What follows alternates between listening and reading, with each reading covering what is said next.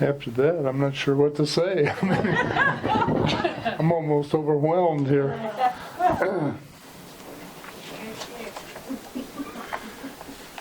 I mean, after all, she's pretty well summed it up. This is covered in the book here and or in the pamphlet. I want to start off with a little something humorous today. A couple had gone out for the evening, and a burglar had gotten into their house. And the burglar's going through the house, and he hears, "Jesus is watching you." And he looks around, got his little light, and he shines it over, and there's a parrot over here. He says, "Did you say that?"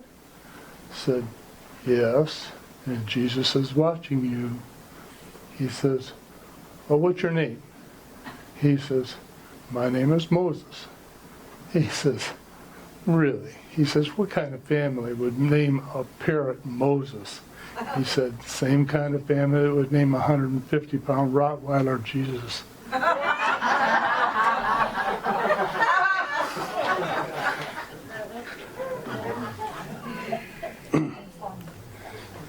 So, Rottweiler, does everybody know what a Rottweiler is? The bad news is beyond the receiving end, let's put it that way. So, anyway, I want to talk a little bit about the other Moses, not the parrot. When Moses was up on the mountain and he was talking to God, who was represented at that time by a burning bush, which they say was not consumed by the flames, and he'd been given the Ten Commandments, and he was supposed to go back down and talk to the Israelites. He said, "When I come unto the children of Israel and say unto them, the God of our fathers has sent me unto you, they're going to ask me, what is his name?"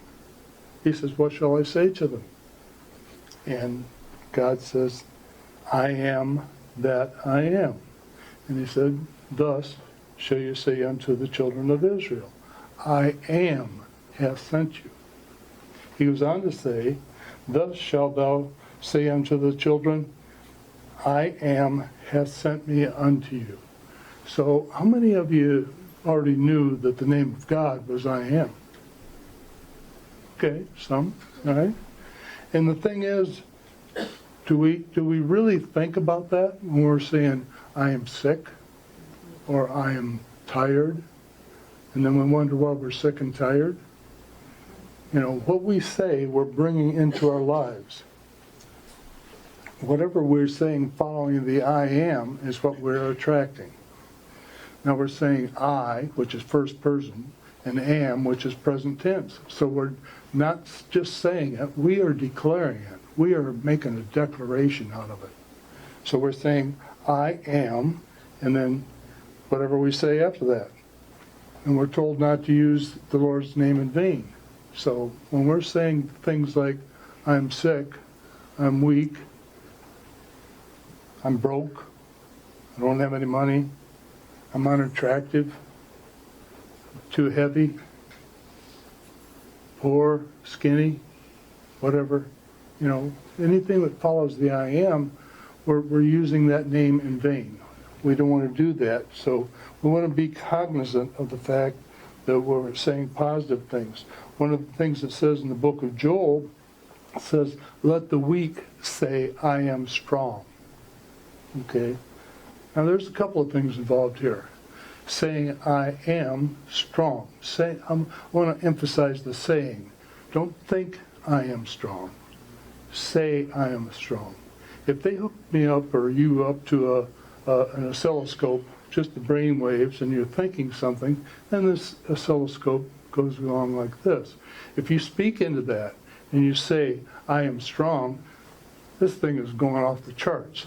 Well, it's a big difference when we think something and when we say it. It has much, much more power. So we want to get in the habit of saying things and saying things positively, like, "I am strong, I'm healthy, I'm wise, I'm happy, I'm humble, I'm humorous, kind, loving, compassionate, smart, intelligent." I recently received an email from a lady that I haven't seen in some time, and kind of forgot about. Anyway, she sent the email and said, you know, when I talked to you before, she said, when I asked you how you were, she said, you would say, I am better and better. And she said, that kind of stuck with me. You know, I'm better and better. And she said, after that, she had gone down into her basement, and she slipped and injured herself, had some sciatic problems, and she wound up in a wheelchair for 3 years. She said later on, toward the end of the 3-year period, she said, I remembered our conversation, and when people would ask me how I was, she would start saying, I am better. I am better and better. She says, you know what, Jim? She says, I got better. In big letters there. And then she goes on to say thank you and all that kind of stuff. But it's not me. It's us doing it to ourselves. You know, we can make ourselves better. We can make ourselves sick. It's up to us. You know, we're the ones making the choice.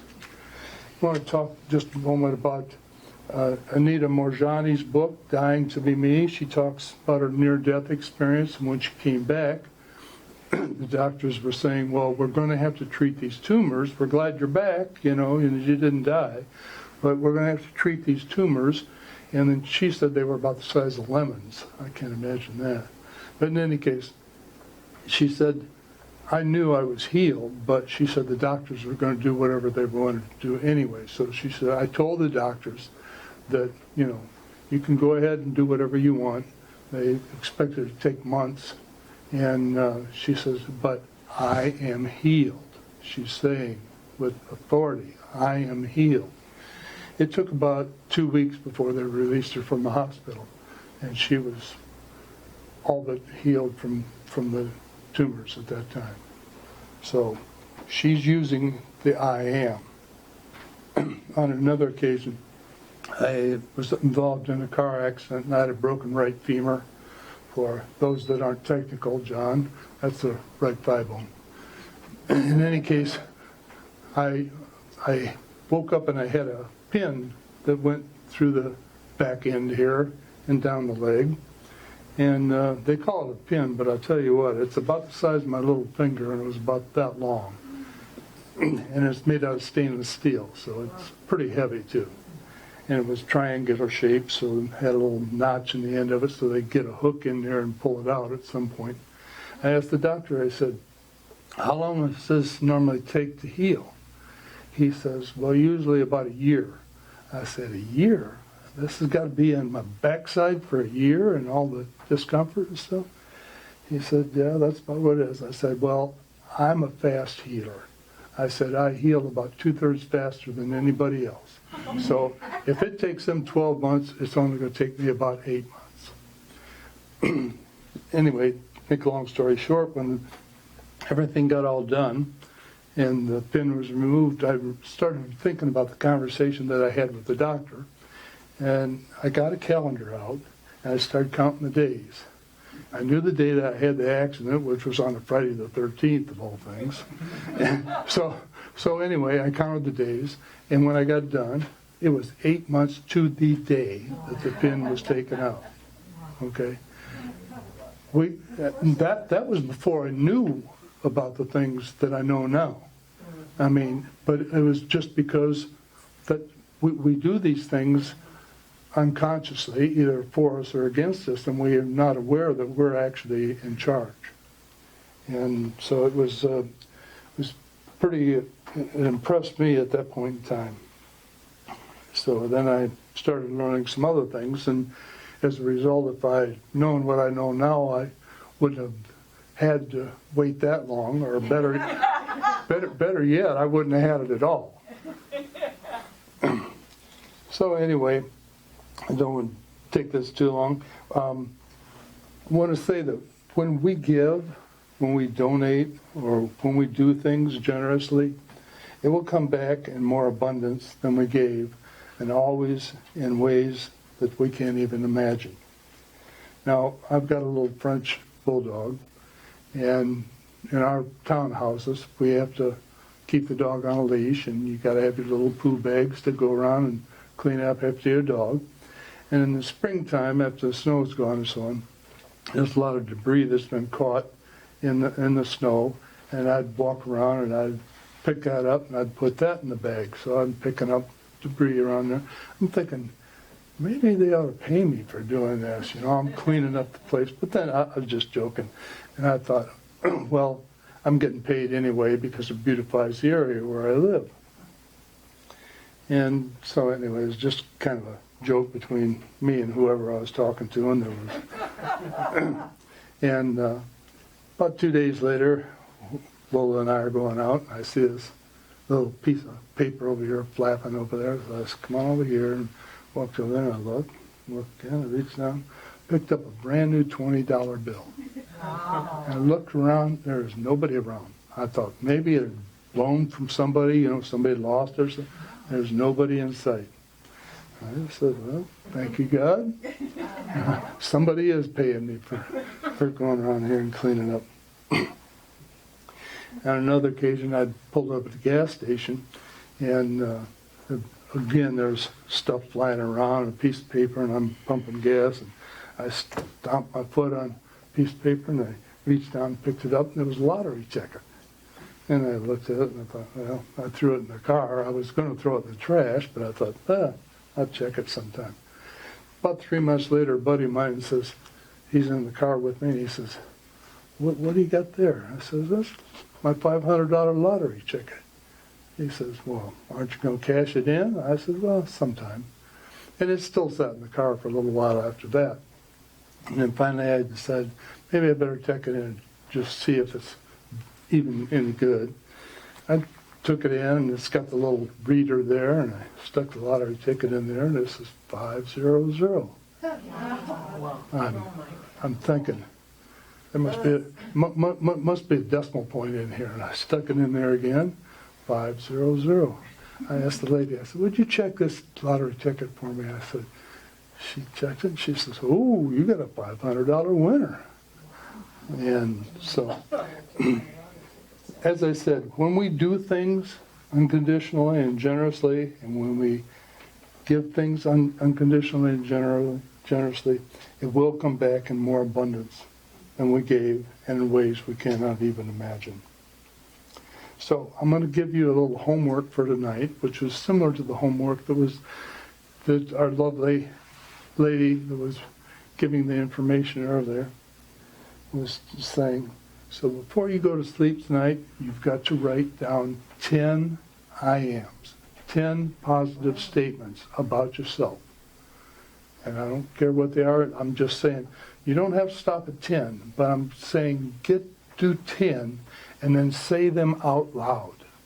You write them down and say them out loud. I know people that now have them on their homework books. They have them written right on there. I am this, and it's, so read them again in the morning when you get up, and it will change your whole life by saying these positive I ams. Becoming aware that what we say and what we're doing is bringing the things into our life.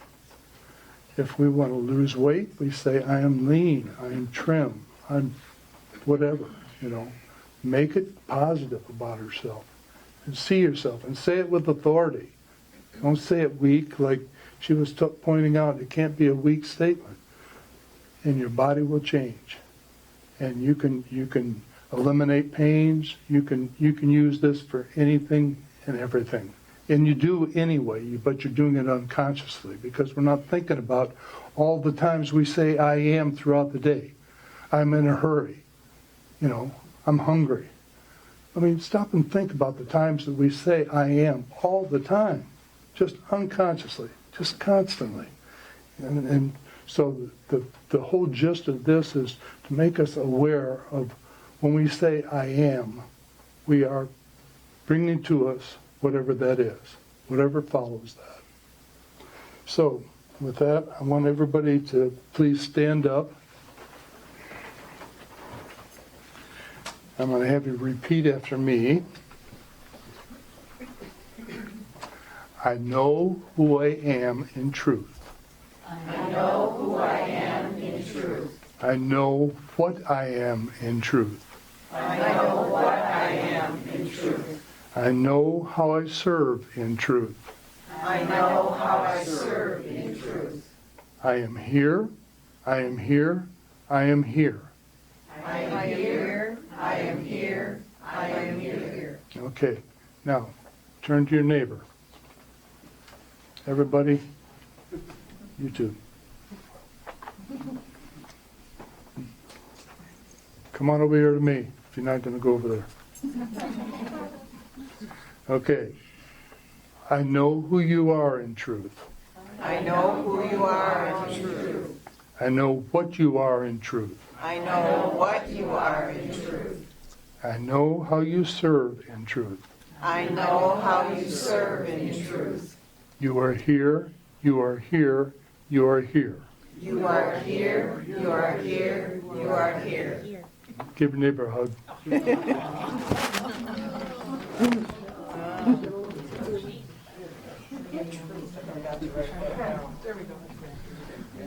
So with that, I'm going to say thank you for this evening. It's been an honor to be up here, and you know, these accolades were pretty awesome. I'm humbled by it all. Thank you.